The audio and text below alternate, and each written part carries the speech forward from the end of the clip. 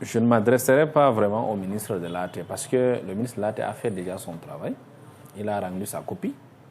Et dans son deuxième communiqué, je crois, il a insisté pour justifier ce prix exorbitant du Hajj cette année.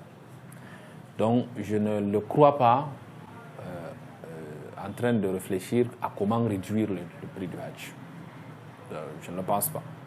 Mais je vais plutôt m'adresser au président de la République, qui est son supérieur hiérarchique, et à qui on a adressé déjà, la SIC a adressé déjà, la communauté musulmane a adressé déjà une requête pour réformer déjà la commission et revoir le prix du Hajj de cette année. Donc c'est à lui que je voudrais m'adresser pour lui dire qu'il est le garant de l'unité nationale. C'est lui le chef de ce pays. Donc il est le chef, par analogie, il est le chef de toutes les communautés parce qu'il est le chef de tous les Camerounais, y compris les musulmans du Cameroun. Il faut qu'il sache qu'il y a un vrai malaise au sein de la communauté musulmane. Il y a beaucoup de gens qui se sont préparés pour le Hajj de cette année. Beaucoup attendaient que ça se rouvre. Parce que le Hajj était fermé depuis 2019. La dernière édition, c'est en 2020, 2021. 2 ans, il n'y a pas eu de Hajj. Cette année, on a rouvert. Beaucoup de gens s'étaient préparés en conséquence. Mais ce prix va bloquer. Et quand ça va bloquer beaucoup de gens, ça va créer des frustrations. Et le prix tel qu'il a été fixé, il n'est pas raisonnable. Je le redis, il n'est pas raisonnable dans le sens où il y a des lignes qui ne sont pas justifiées. En tout cas, pas clairement. Pas de manière à ce que les gens soient convaincus de cette augmentation.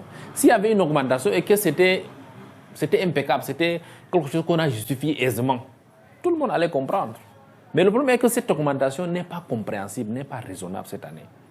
Et donc le président doit prendre ses responsabilités en donnant donc une suite favorable à ces 2 demandes. La première demande est qu'il revoie à la baisse le prix du Hajj en faisant une relecture des lignes qui sont, n'est-ce pas, détaillées dans le communiqué du ministre.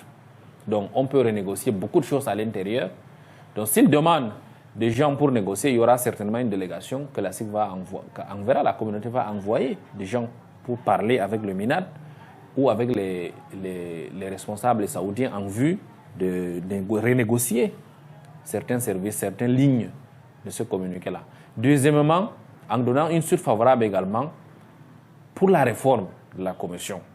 Parce qu'il ne faut pas donner le sentiment au sein d'une communauté que ces affaires sont gérées par quelqu'un qui est à l'extérieur de leur communauté.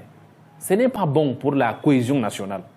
Parce que imaginez aujourd'hui les catholiques, imaginez des catholiques voudront organiser quelque chose, que le président envoie quelqu'un qui soit musulman là-bas ou qui ne soit pas de la communauté catholique. Ça serait mal vu.